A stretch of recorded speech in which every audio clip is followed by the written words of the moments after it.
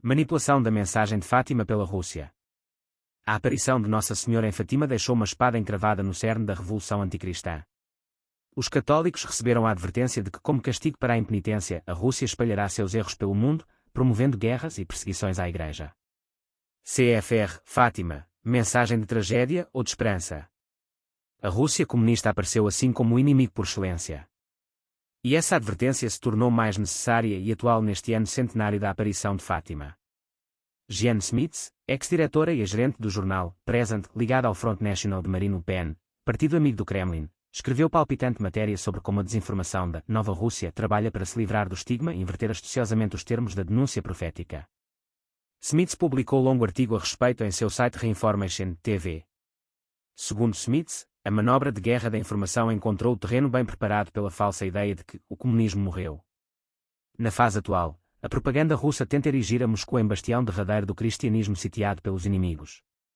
A inversão não podia ser mais completa e contrária à razão. Segundo a montagem que está sendo espalhada entre muitos grupos de direita ocidentais, o comunismo inimigo de morte da Igreja Católica não existiria mais na Rússia de Putin. Mais ainda, essa Nova Rússia teria passado a ser o baluarte da moral tradicional cristã diante de ideologias do tipo LGBT, de gênero, anti-vida, anti-família, etc., subprodutos do liberalismo que domina no Ocidente.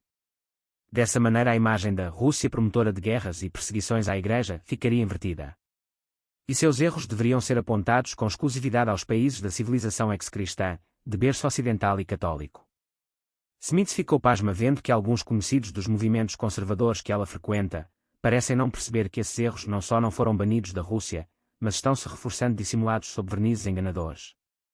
O ateísmo de Estado, o igualitarismo filosófico, o niilismo moral, a ditadura absoluta do relativismo são erros com que a URSS montou uma revolta suprema contra Deus, contra a verdade. E o comunismo bolchevique consagrou décadas para tentar instila-los nas almas dos russos com uma perversidade que supera a dos crimes de sangue massivos que também praticou. Esses erros produziram efeitos nefastos. Por exemplo, o assassinato das crianças no ventre materno foi logo aprovado sem restrições na URSS, e a Nova Rússia segue praticando em proporções recorde. O aborto foi trazido aos países ocidentais e elevado à condição de direito pelos agentes que ciclicamente faziam romaria a Moscou para receber doutrinamento, conselho e consignas.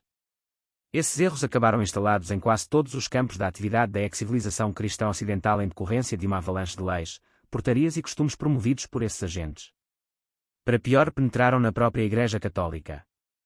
Essa infiltração foi tão grave que 213 padres conciliares de 54 países elevaram uma petição ao Papa Paulo VI para que o Concílio Vaticano II condenasse os erros socialistas e comunistas.